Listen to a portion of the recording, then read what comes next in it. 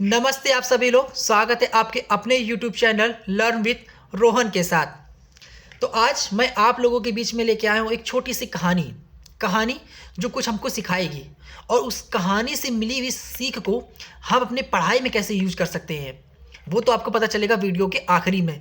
तब तक आप वीडियो के आखिर तक बने रहिए और पूरी कहानी को ध्यान से सुनिए और समझिए। और मैं वीडियो के आखिरी तक, इस कहानी के अंत तक आपको बताऊंगा इस कहानी से जो मिली सीख को आप अपनी पढ़ाई में, अपनी पढ़ाई की तैयारी में कैसे इसको यूज कर सकते हैं और अपनी तैयारी को और ज़्यादा क्या कर सकते हैं, इन्हेंस कर सकते हैं, बूस्ट कर सकते हैं।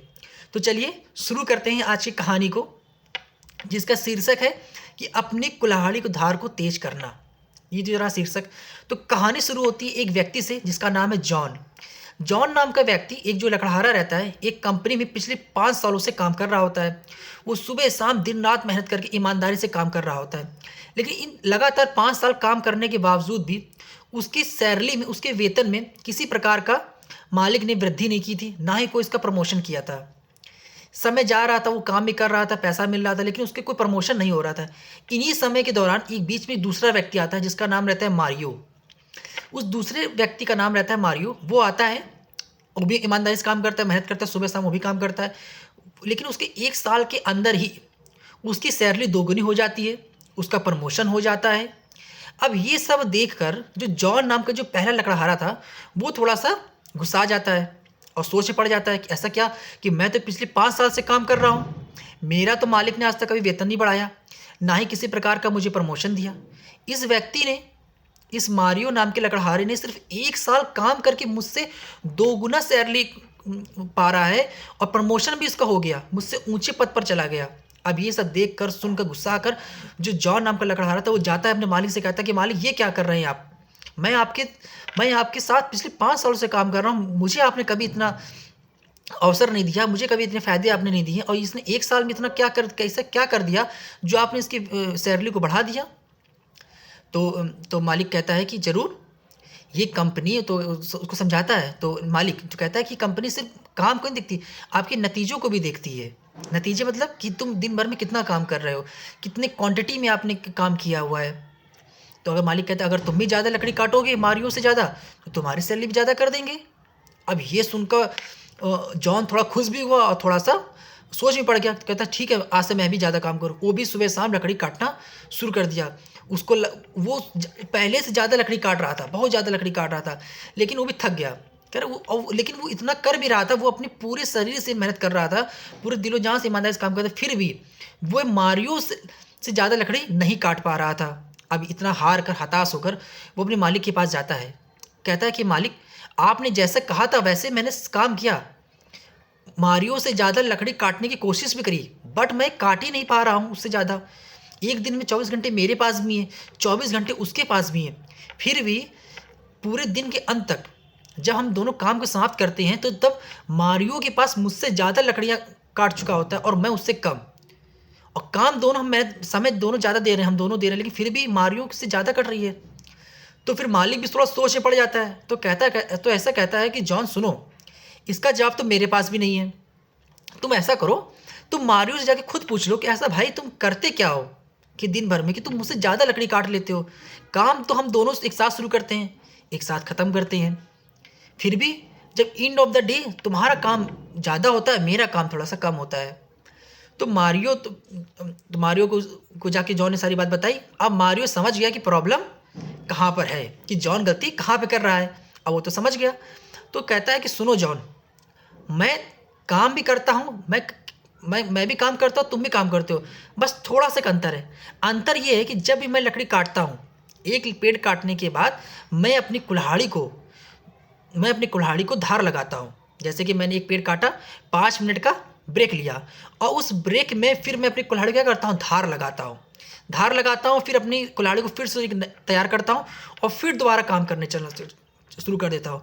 मैं हर एक पेड़ काटने के बाद अपनी कुल्हाड़ी को दोबारा धार लगाता हूँ, फिर तेज़ धार वाली हो जाती है।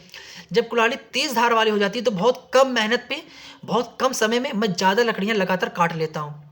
तुम ऐसा नहीं करते हो, तुम लगातार पेड़ काटना शुरू कर देते हो, बस 1 काटा, 2 काटा, 3 काटा, लेकिन जिससे काट रहे हो, जो तुम्हारे काटने का मशीन है, जो कुल्हाड़ी है तुम उस पर कोई ध्यान नहीं दे रहे हो। भाई वो भी तो थक जाती है, उसकी भी तो कुछ कमी हो जाएगी। लगातार कोई अगर काम कर रहा है तो उसकी इफिशिएंसी थोड़ी कम हो जाएगी ना। तुम उसकी इफिशिएंसी बढ़ाते नहीं हो। तुम सोचते हो कुल्हाड़ी है, पेड़ काटेंगे, पेड़ कट जाएगा, लकड़ी ज़्यादा हो जाएगी। बस ऐसा नहीं है। काटने वाली कुल्हाड़ी अगर कमज़ोर हो जाए तो कैसे काम चलेगा। जहाँ मैं एक बार से एक लकड़ी काट देता हूँ, वहाँ तुम जब तुम्हारी कुल्हाड़ी से मारो तो कम से कम 4 से 5 बार करने पड़ते हैं, तब वो कुल्हाड़ी से एक पेड़ कट पाता है। पर ऐसा ऐसा तुम करते हो, पर ऐसा मैं नहीं करता। मैं हर एक पेड़ काटने के बाद 5 मिनट का ब्रेक लेता हूँ, फिर 2 मिनट अपनी अपनी कुल्हाड़ी को धार लगाता हूँ, फिर दोबारा काम शुरू करता हूँ। तो जो काम तुम आधा घंटे में करते हो वो मैं 10 से 15 मिनट में कर लेता हूँ, क्योंकि मेरी कुल्हाड़ी में तुमसे ज़्यादा तेज़ धार है। जब धार तेज है तो काम जल्दी होगा और सफाई से होगा। तब जॉन पूरी कहानी को समझ जाता है कि सोचता है कि मेहनत तो हम दोनों कर रहे थे, लेकिन कहीं ना कहीं कुछ वर्क का जो एक तरीका होता है उसमें कुछ कमी रह गई थी। इसीलिए कहा जाता है कि एक हार्ड वर्क होता है, एक स्मार्ट वर्क होता है। तो अब बच्चों हम इस कहानी से सीखने को क्या मिला, अब हम उस पर आते हैं। ठीक, अब ये तो बात रहेगी 2 लकड़हारे की, पेड़ काटने की, कुल्हाड़ी की, धार लगाने की। अब हम बच्चों लोग हमने पढ़ाई में कैसे यूज़ कर सकते हैं। तो ये काम उतना ही है जैसे कोई बच्चा है और वो सुबह शाम लगातार उसने सिलेबस ख़त्म कर लिया। उसने सोचा कि मैंने 2-3 चैप्टर ख़त्म हो गए उसके सब्जेक्ट के, अब उसने सोचा कि उसकी तैयारी क्या हो गई, कंप्लीट हो गई, बट उसने रिवीजन नहीं किया। ये ऐसा ही होता है। हम पढ़ बहुत लेते हैं, हमसे पूरा सिलेबस ख़त्म हम कर लेते हैं, और जब सिलेबस ख़त्म हो जाता है हम सोचते हैं अरे हमने पूरा याद कर लिया, पूरा चैप्टर याद कर लेते, पूरा चैप्टर समझ लिया, याद कर लिया, बट हम रिवीजन नहीं करते हैं। और इस तैयारी में सबसे ज़रूरी होता है रिवीजन, कि आप पूरा पढ़ लें।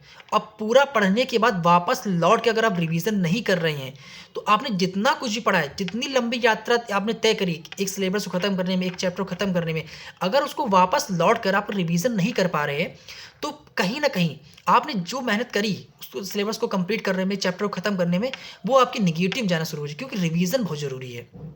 सिंपल सा है कि आप कम पढ़ें, सॉलिड पढ़ें। वो रिवीजन होना चाहिए कि आप, अब एक दूसरा बच्चा जिसने पूरा चैप्टर खत्म कर दिया लेकिन उसका रिवीजन करने का समय नहीं मिला। अब एक दूसरा बच्चा है जिसने थोड़ा पढ़ा लेकिन उसने मल्टीपल टाइम्स क्या किया, रिवीजन किया। तो जो थोड़ा पढ़ा था उसने, उसके दिमाग में क्या हो गया, वो बहुत ज़्यादा सॉलिड हो गया, सेव हो गया। जो उसको एग्ज़ाम टाइम में, एग्ज़ाम हॉल के अंदर उसको बहुत क्लियरिटी से उसको याद आएगा, वो रिकॉल कर सकेगा तो पूरा वो आराम से उसको लिख सकेगा, याद कर सकेगा। तो ऐसे ही इस कहानी का मोरल ऑफ द स्टोरी यही रहा कि हमें अपनी पढ़ाई में पढ़ते भी जाना है, नए को पढ़ते जाना है, पीछे वाले को रिवीजन करते जाना है। तो करना आपको क्या है कि आप अपने दिन के पूरे स्टडी आवर में 1 से 2 घंटा अपने रिवीजन का जरूर एक स्लॉट बुक रखिए। कुछ भी रिवीजन करिए। आपने दिन भर में जो भी पढ़ा है एंड ऑफ द डे उसको रिवीजन करिए। Next day starting of the day में उसको फिर रिवीजन करिए कि आपने पिछले दिन क्या पढ़ा था। नया दिन शुरू करने से पहले पिछले दिन जो कुछ भी पढ़ा उसको एक बार एटलीस्ट 1 टाइम्स रिवीजन करिए। अगर आपसे हो सके तो 3 टाइम्स करिए। सुबह में करिए, फिर दोपहर में करिए और रात में सोने से पहले करिए, कि आपने दिन भर में जो कुछ भी पढ़ा है उसको एटलीस्ट 1 टाइम रिवीजन करके ही अपने दिन को ख़त्म करिए, अपने पढ़ाई के दिन को ख़त्म करिए। तो करना आपको यही है, आप पढ़िए, मन लगा कर पढ़िए, लेकिन पढ़ते जाने से, आगे बढ़ते जाने से ये भी ज़्यादा ज़रूरी है कि पीछे वाले को भी हम रिवीजन करते रहें। इससे एक चेन बनी रहे कि हम नया पढ़ते जा रहे हैं और पीछे वालों को भी अपने अपने कस के अपने हाथ में पकड़ा हुआ है। नहीं तो ऐसा क्या होगा, आप आगे चले जाएंगे, पीछे का भूलते जाएंगे। कि आगे पढ़ते जा रहे हैं, कि नया पढ़ते जा रहे हैं, पीछे वाला भूलते जा रहे हैं। तो इससे क्या होगा, आप एकदम जब आगे तक पहुँचेंगे तब पीछे पलट कर देखेंगे, तब तो आपके पास कुछ भी नहीं होगा। तो रेस खत्म करना ही नहीं, जो रेस को हमें जीतना भी है, कि हमने रेस खत्म कर दी कि भाई हम तो जीत गए, लेकिन फर्स्ट भी तो आना है, उसके लिए रिवीजन करना जरूरी है। तो आगे पढ़ते जाइए और पीछे का रिवीजन करते जाइए। इस कहानी से क्या शिक्षा मिली हमको, कि हमें अपने दिमाग की जो धार है ना, कुल्हाड़ी जो हमारा दिमाग है जो सब कुछ कर रहा है, हमें उसमें धार लगानी। धार कैसे लगेगी, रिवीजन से।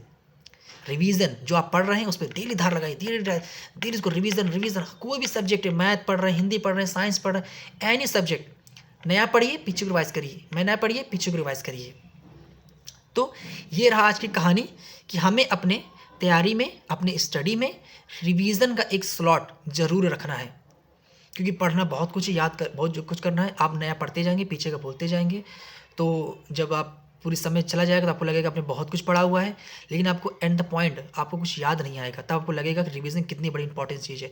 थोड़ा पढ़ना है, सॉलिड पढ़ना है, रिवीजन को बहुत ज़्यादा इंपॉर्टेंस देनी है अपने अपने पूरे स्टडी आवर्स में। रिवीजन करिए। रिवीजन किसी भी एग्ज़ाम की गेम चेंजर होता है।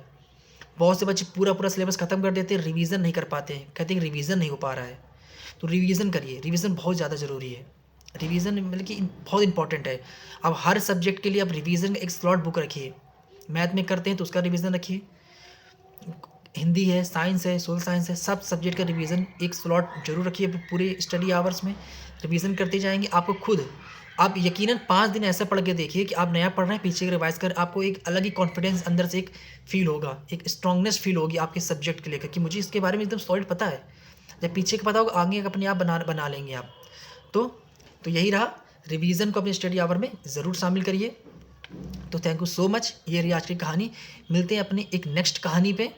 बाकी अपनी पढ़ाई को इसी तरह करते रहिए। किसी प्रकार कोई डाउट हो, किसी को कोई कन्फ्यूज़न हो, आप कमेंट में लिख के ज़रूर पिन करिए, मैसेज करिए। मैं ज़रूर उसका पूरी कोशिश करूँगा आपके कमेंट का मैं रिप्लाई कर सकूँ। और जिसने अभी तक मेरा चैनल सब्सक्राइब नहीं किया है तो सब्सक्राइब कर लीजिए, लाइक करिए, शेयर करिए, और अपने दोस्तों को भी जो इस तैयारी में लगे हुए हैं, अपनी एग्ज़ाम की तैयारी में, उन तक भी वीडियो शेयर करिए, ताकि कहीं ना कहीं अगर आप इस वीडियो को देख रहे हैं, आपके लिए हेल्पफुल हो रहा है, तो कहीं आपके दोस्तों को भी, आपके रिलेशन कोई है, छोटा भाई या बड़ा भाई, उसको शेयर करिए, वो भी कुछ नया सीख सके, जान सके। तो ज़्यादा से ज़्यादा लोगों तक ये अपनी बातों को पहुँचाइए, खुद भी सीखिए, दूसरों को भी सीखने का मौका दीजिए। Thank you so much. मिलते हैं अपने नेक्स्ट वीडियो में।